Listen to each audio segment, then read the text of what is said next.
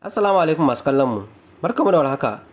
Barkamu da sake kasancewa da ku a cikin shafin labaran mu na yau da kullum. A yau muna dauke da wani muhimmin labari mai shafar rayuwar mutane da dama a Najeriya. Tsadar kayan abinci ya kasance babban kalubale, kuma wani kamfani mai suna Kuda ya fito da wani mataki da zai taimaka wa jama'a.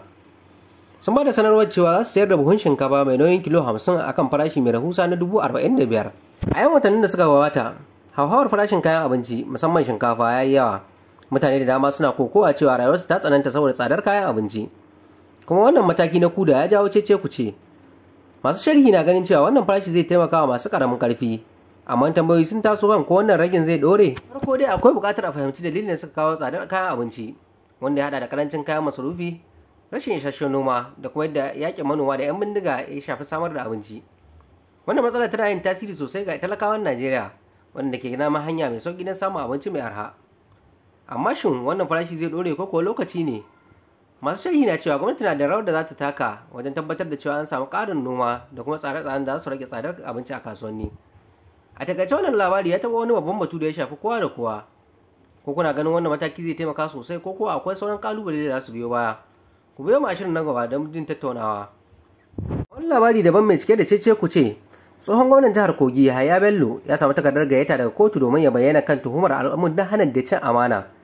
Ana zargin tsohon gwamnan da karkatar da kudade naira biliyan 110.4 da kudaden raya kasa. Bayyana cewa a wannan zargin ya samo asali ne daga wasu kwangiloli da aka yi wa jihar Kogi a zamaninsa, waɗanda ake zargin cewa an karkatar da kudaden ba tare da an aiwatar da ayyukan ba.